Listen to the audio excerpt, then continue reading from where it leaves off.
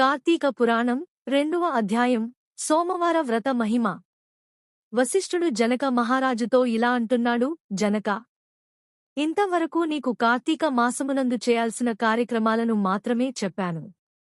అయితే కార్తీక మాసంలో సోమవారాలకు ప్రత్యేకత ఉంది. ఆ రోజున ప్రత్యేకంగా సోమవార వ్రతం నిర్వహిస్తారు. ఎంతో మహత్వం కలిగిన ఆ సోమవార వ్రత విధానాన్ని, దాని మహత్యాన్ని గురించి చెబుతాను. సావధానంగా విను అని ఇలా చెప్పసాగాడు. కార్తీక మాసములో సోమవారం శివుడికి అత్యంత ప్రీతికరమైన రోజు. ఆ రోజున స్త్రీగాని పురుషుడు కాని ఏ జాతి వారైనా గాని రోజంతా ఉపవాసము ఉండాలి. నదీ స్నానం చేసి తమ శక్తి కొద్దీ దానధర్మాలు చేయాలి. శివుడికి బిల్వ పత్రాభిషేకం చేసి సాయంత్రం నక్షత్ర దర్శనం తర్వాత అల్పాహారం తీసుకోవాలి. ఈ విధంగా నిష్ఠతో ఉంటూ ఆ రాత్రంతా జాగరణ చేసి పురాణం పఠనం చేయాలి. ఉదయం నదీ స్నానమాచరించాలి. నువ్వులను, సెసమీ సీడ్స్ దానం చేయాలి. తిలాదానం. తమ శక్తి కొద్దీ పేదలకు అన్నదానం చేయాలి. అలా చేయలేనివారు కనీసం 3 బ్రాహ్మణులకు తృప్తిగా భోజనం పెట్టిన తర్వాత తాము భుజించవలెను. ఈ కార్తీక సోమవార వ్రతం కేవలం భక్తి, సంకల్పంపైనే ఆధారపడి ఉంటాయి.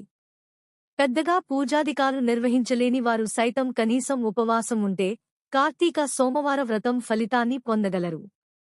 ఇందుకు సంబంధించి ఒక ఇతిహాసముంది. దాన్ని మీకు తెలియజేస్తాను. సావధానంగా విను అని ఇలా చెప్పసాగాడు.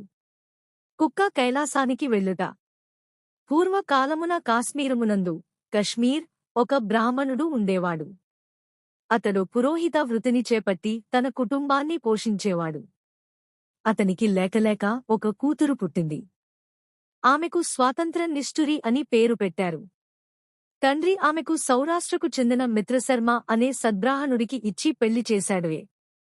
అయితే ఆ బ్రాహ్మణ యువకుడు 4 వేదాలను, శాస్త్రాలు అభ్యసించడం వల్ల సదాచారపరుడై ఉండేవాడు. భూతదయ కలిగి ఉండేవాడు. నిత్య సత్యవాది. నిరంతరం భగవన్నామస్మరణ చేసేవాడు. ఈ కారణాలతో ప్రజలంతా అతన్ని అపర బ్రహ్మ అని పిలిచేవారు. ఇంతటి ఉత్తమమైన పురుషుడికి భార్య అయిన స్వాతంత్ర అందుకు భిన్నంగా ఉండేది. యవ్వన గర్వంతో కన్నుమెన్నుగానక పెద్దలను దూషించేది. అత్తమామలను, భర్తను తిట్టడం, కొట్టడం, రక్కడం చేసేది. పురుష సాంగత్యంతో వ్యభిచారిణియై తన ప్రియులు తెచ్చిన తినుబండారాలు, బట్టలు, పువ్వులు ధరించి దుష్టురాలై తిరుగసాగింది. ఆమె తమ వంశాన్ని అప్రతిష్ట పాలు చేస్తోందని అత్తమామలు ఆమెను ఇంటి నుండి వెళ్లగొట్టారు. అయితే శాంత స్వరూపుడైన ఆమె భర్త మాత్రం ఆమెను ఏవగించుకోకుండా ఆమెతో కలిసే ఉండేవాడు. చుట్టుపక్కల వారంతా ఆమెను గయ్యాలి అని ఏవగించుకుంటూ కర్కశ అని పేరు పెట్టి ఎగతాళి చేసేవారు. ఇలా కొంతకాలం తర్వాత ఆమె ఒకనాటి రాత్రి తన భర్త గాఢ నిద్రలో ఉండగా ఒక బండరాయితో అతని తలపై కొట్టి చంపింది. ఆ మృతదేహాన్ని అతిరహస్యంగా దొడ్డిదారిన ఊరి చివరకు తీసుకెళ్ళింది. అక్కడున్న బావిలో మృతదేహాన్ని పారేసి పైన చెత్త చెదారంతో నింపింది. తనకు ఏమీ తెలియదన్నట్లుగా ఇంటికి తిరిగి వచ్చింది. తనకిక ఎదురులేదని, అడ్డూ అదుపు ఉండదనే అహంకారం పెరిగి ఇష్టారాజ్యంగా తిరగసాగింది. తన సౌందర్యాన్ని చూపి ఎందరినో క్రీగంటనే వశపరుచుకుంది. వారి వ్రతాలను పాడుచేసి నానాజాతి పురుషులతో సంభోగిస్తూ వర్ణసంకరురాలైంది.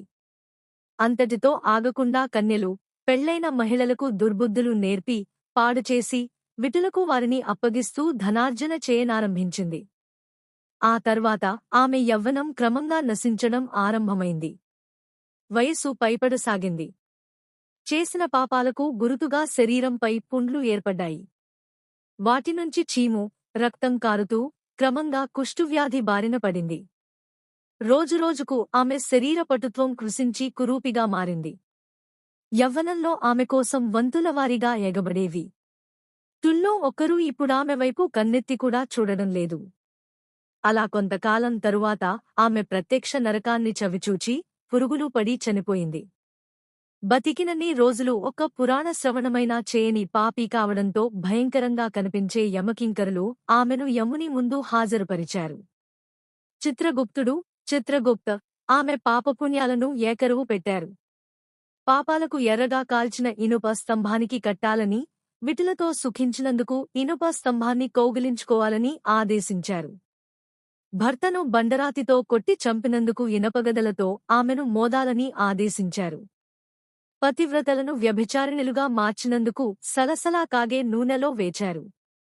తల్లిదండ్రులు, అత్తమామలకు అపకీర్తి తెచ్చినందుకు సీసం కరిగించి నోట్లో, చెవిలో పోశారు. ఇనప కడ్డీలు కాల్చి వాతలు పెట్టారు. చివరకు కముబీపాకంలో వేశారు. ఆమె చేసిన పాపాల ఫలితాలను ఆమె ఒకతే కాకుండా ఇటు 7 తరాలు, అటు 7 తరాలు నరక బాధలు అనుభవించసాగారు. ఆ తర్వాత ఆమె నీచజన్మలు ఎత్తుతూ క్రిమికీటకాలుగా పుట్టి చివరకు 15వ జన్మలో కళింగదేశంలో ఒక కుక్కగా జన్మనెత్తింది. కుక్క జన్మలో ఆమె ఆకలికి తట్టుకోలేక ఇంటింటికీ తిరిగింది. కర్రతో కొట్టేవారు ఆమెను కొడుతుంటే, తిట్టేవాడు తిడుతున్నారు. పిల్లలు తరుముతున్నారు.